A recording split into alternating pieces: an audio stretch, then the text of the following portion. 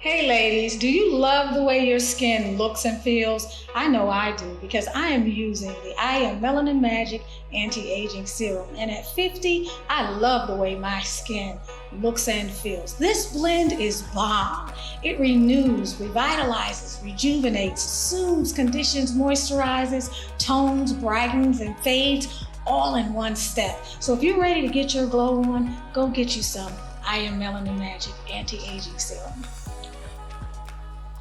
Hello, and welcome to Tunisia's Locks, Beauty Tips, and Potpourri, also known as the Am Melanin MAGIC brand. I hope that you are feeling peaceful and productive today. I hope that you are in your power and that your point of attraction is positive and that you are spreading love, peace, and productivity all over the place. Welcome to the channel! Today I'm going to give you some of the beauty and some of the burden of this small lot journey. This video is going to be relative to you if you have small locks, if you have Microlocks, if you have Sisterlocks, whatever type of tiny lock that you might have. This video will hopefully give you some food for thought. I have been at this journey now, I believe this past July puts me at about year 16. I have loved it. If I had it to do all over again, I would do it again. I have loved it. If I had to do it all over again, I would do it all over again. I've learned a lot along the way. I have been seasoned.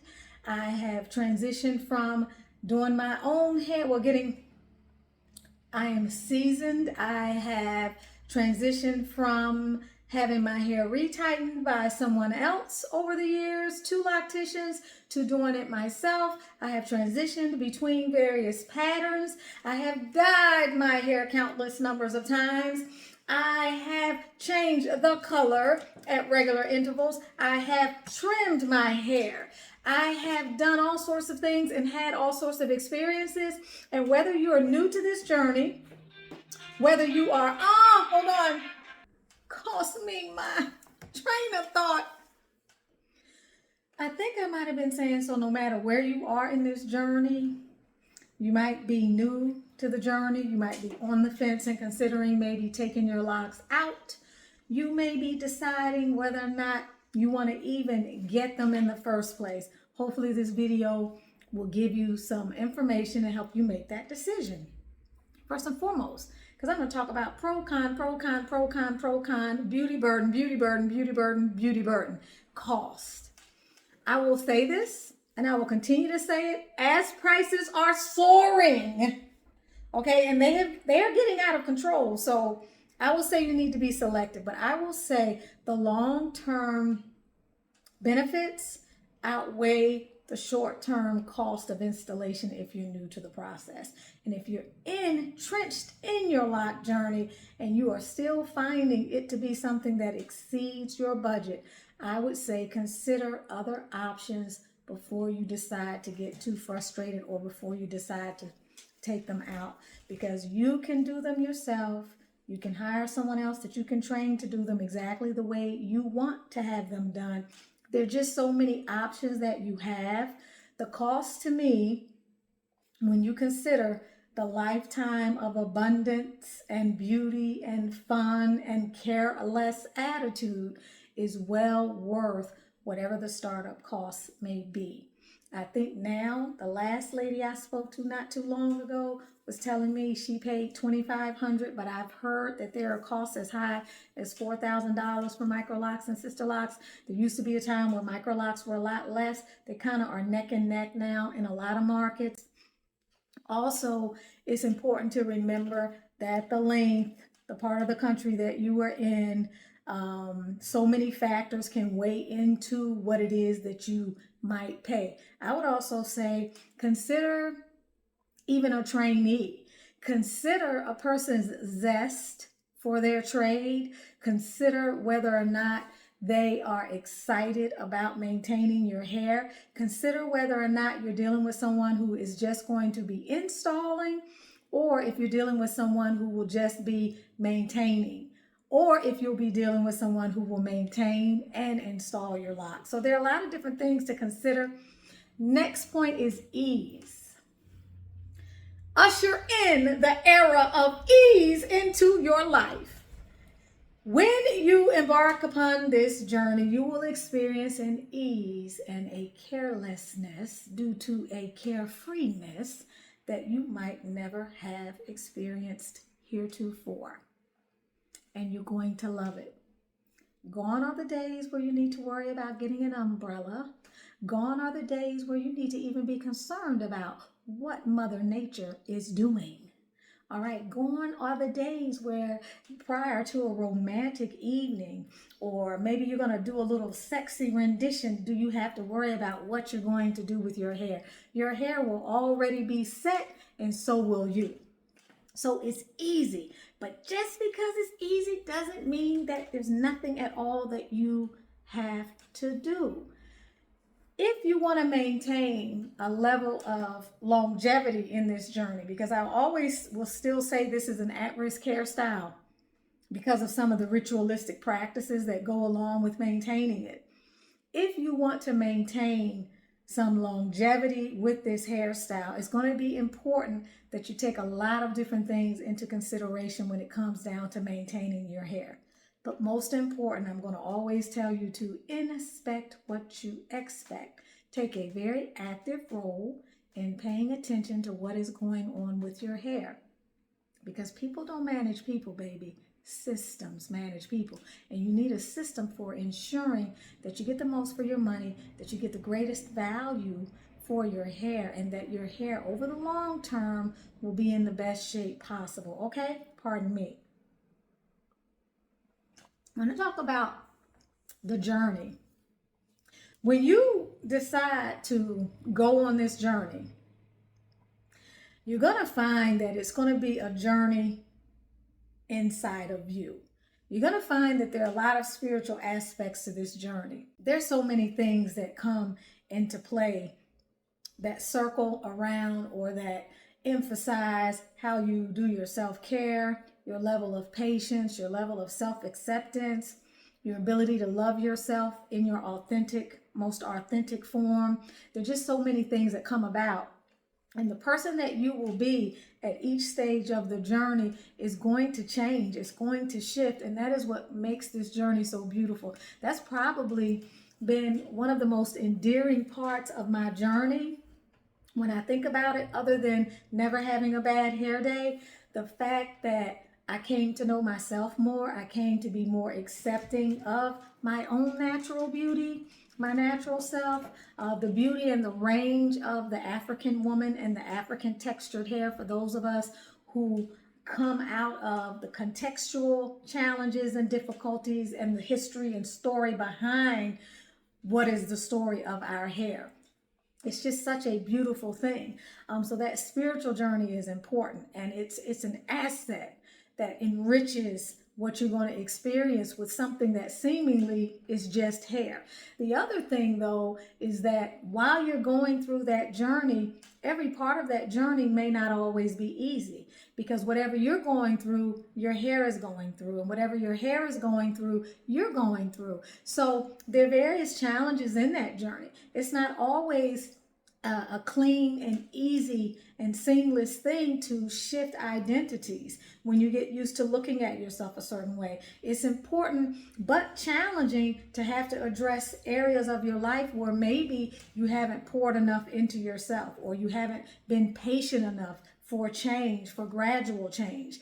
It can be very easy, especially in the culture that we live in, to externalize your power and to pay too much attention to what other people think. Well, this journey is going to give you a level of resilience, inner strength, and inner knowing that will really fortify you, but it will come with some challenges, no doubt, because there are a lot of phases to this journey. And like I said, as you change internally, your hair changes, and as your hair changes, you change. So it's very important to be ready for some of those things, but to be open to the full expression of whatever it is that you're supposed to be learning on this journey.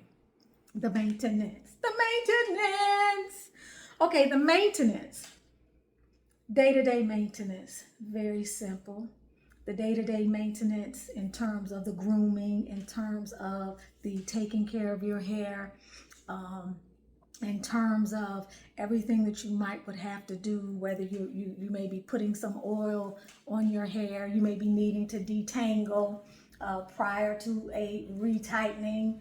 These are my hand got caught here. I got 2 locks that I need to decide if I'm going to join them or if I'm going to try to take them apart.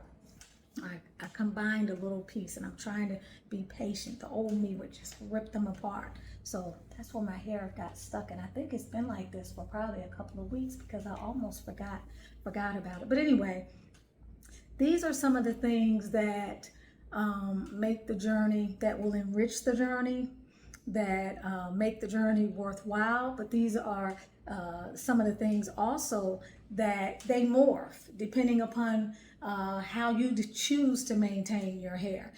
Maintenance on a day-to-day basis, on a weekly, monthly basis with your shampooing and everything, especially after you get out of the initial stages and your locks start to lock or they start to set. It took mine, oh my gosh, over a year and a half, 2 years before they just were constantly doing whatever they wanted to do.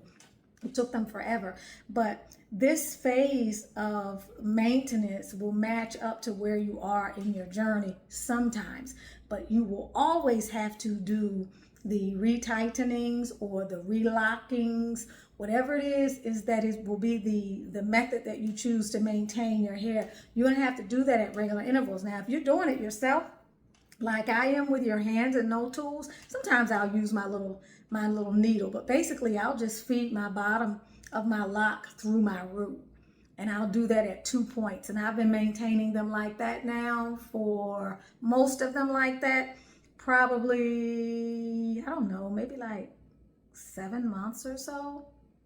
All of them probably somewhere a little bit less than that, transitioning from the knots back to maintaining my hair differently, something that's less traumatic for my hair in terms of trying to recoup some of the earlier mistakes. And I like it better because it still gives me the flexibility to do it whenever I want to do it, however I want to do it, and it's allowing my hair to bounce back, and I still have that level of flexibility. But if you are relying on someone else to do your hair, then that's when it can seem to be more of a trial and a tribulation, because not only might you have to travel, but you're likely also going to have to pay. And then you're going to have to make sure you're satisfied with the individual who you have chosen to invest in to help you maintain your hair. So the maintenance part of it that locks you into a paradigm where you still have to rely on someone else, that can be a little bit disconcerting for some people, but then for other people it gives them a break. But no matter what, the maintenance is very important, because whatever the method is that you choose to maintain your hair by, you need to make sure that your hair likes that method. You need to make sure that your hair likes the frequency of it. You need to make sure that your hair can still thrive. And at any point in time, you need to also be willing to pivot. So these are some of the things you have to think about. The last thing I want to talk about is just hair envy.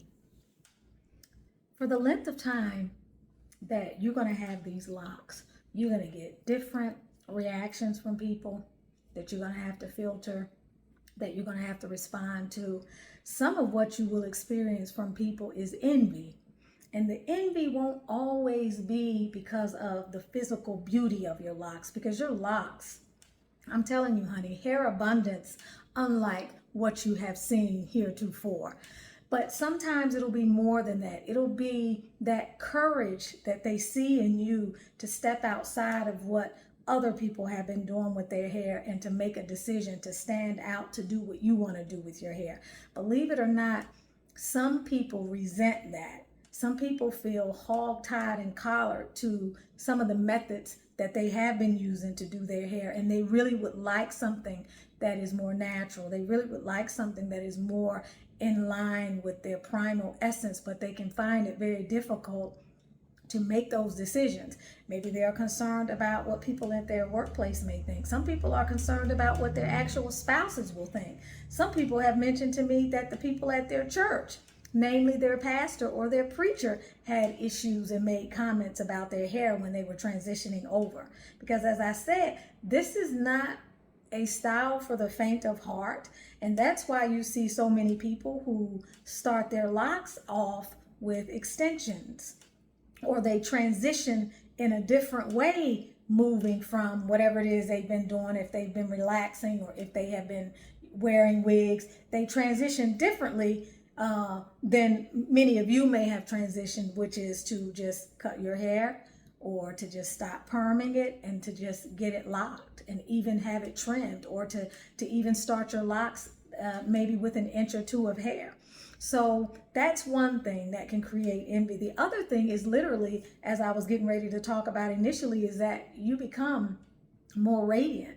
You become more beautiful because you become more you. And as you are changing and embracing your hair, your life will literally transform. The way you look, the way you talk, maybe even in terms of your confidence and your inner the inner vibe that begins to radiate from you. So many things can be impacted.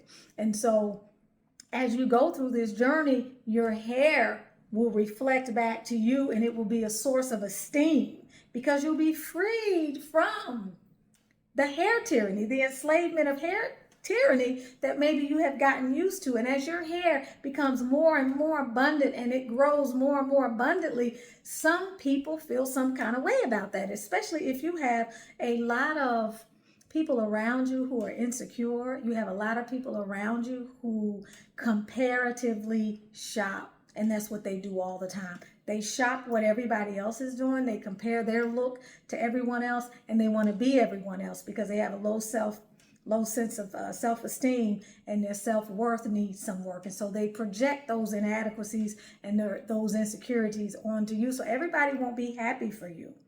Everybody won't be happy for you. The other side of that is that you may find yourself looking around and looking at other people and comparing your journey to theirs. And that's something I want to try to caution you against. It is fine to having an occasional, wow, gosh, I wish my locks looked like that. I used to always wish my locks were a lot thinner than they were. In fact, within the first 2 retightenings, I had about 12 or 15 locks. I had Efrash to go back in and separate them because I wanted them to be thinner. I now know why she did that, but back then, at the very beginning of my journey, I wanted everything to look uniform. I spent a lot of time unraveling my locks and relocking them and doing all sorts of things because I wanted them to look like somebody else's. My particular hair texture, my particular pattern, and my coil pattern didn't have my locks to lock like the majority of people that I would see. Mine locked messy. Mine did crazy things. My hair fought the process. My hair also had more of a matted look. It did not hold the pattern. And it took me a long time to get used to that because when I was in love with the initial stages and the initial implementation or the installation of my locks, for somehow naively, I thought they were going to look like that. So when they started to change, when they started to morph, when they started to shape shift, I had to also do the same thing. And I had to reclaim my definition of beauty for myself. So the lock envy, the cost, the maintenance, the ease, they all have pros and cons, but I will still say that at this point in my journey, it has been the best decision that I have ever made. And I don't think I would want to ever be without my locks. If I did end up leaving Sisterlocks, my Microlocks, my small locks, I would likely end up trying traditional locks. I look at my daughter Ronnie's hair and it's like as long as mine now, and it's like this, and it's just so thick, so full, so beautiful. And then also remember, your locks carry your experiences with you. And sometimes as women, we want to start over. We want something new. But other than that, if I ever get to that point, other than that, I think I would love to stay in this little cocoon that I've been in with these locks for all these years. I love it, and it's been absolutely wonderful. For those of you who are shopping on the I Am Melanin Magic website. Don't forget, we have free shipping all summer long. The Ronnie's Mist is out. It will be coming back into stock over the next few weeks, so keep checking back. Don't forget that if you're ordering the Magical Hair Growth Serum, you can also get that on Amazon as well as our site, as well as the Premium Blend. And I think now we have the Cocoa Batana Elixir. I believe that's also on Amazon. It takes quite a bit to get everything up and to get the A+ content, but you can get the stuff on Amazon, but you can also get it from the I Am Melanin Magic website. We love you. I appreciate all of your support for all of these wonderful, beautiful years. I hope that if you're watching this video and you found something in it that swayed you, or you found something in it that you resonated with, I hope that you will continue to come back and support the channel. Again, I appreciate you all. You can find me on the IamMelaninMagic.com website. You can also find me at Throne69.com if you are interested in my relationship mentoring, or you're interested in any of the healing and the inner alchemy decks that I have created with the Sacred Initiation into Conscious Love and the 7 Spiritual Love Languages. That course has already started, but it will be running concurrently at certain intervals. So somewhere around the end of the fall, I will run another concurrent course for the Sacred Initiation into Conscious Love and the 7 Spiritual Love Languages. Keep an eye out for my Journey into Conscious Love and the 7 Spiritual Love Languages book. It will be dropping at the end of this month. I will make sure that I remind you. If you have not, this is on here from the last time I did the video. You gotten your Lock Journey Journal. I am going to, this is still on sale on my personal website. I probably am going to put it on sale on the Amazon website, probably during the month of August. I will mark it down. This is a gotta have.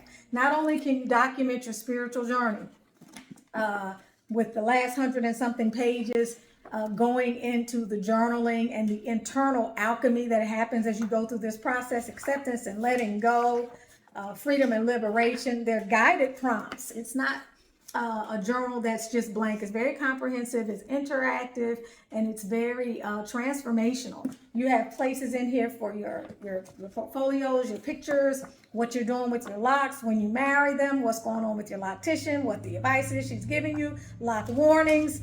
There are teachable things throughout this entire journey. You got a styling gallery, you got your financial reflections, you got your dream styles wish list, you got the lock care monthly checklist. You have 2 different ways to track your retightenings, okay? Because that's going to be super, super important, because at different periods, you're going to have different retightening. If you are new to installing or you're reinstalling, you got all of that in here. You got checklists, you got information, you got things you need to remember. You got places to document this journey from start to finish. Doesn't matter where you are in the journey. You can be having had your locks for 5-6 years and still find value in this and documenting a monumental milestone in your life. I love you. Have a beautiful rest of your day.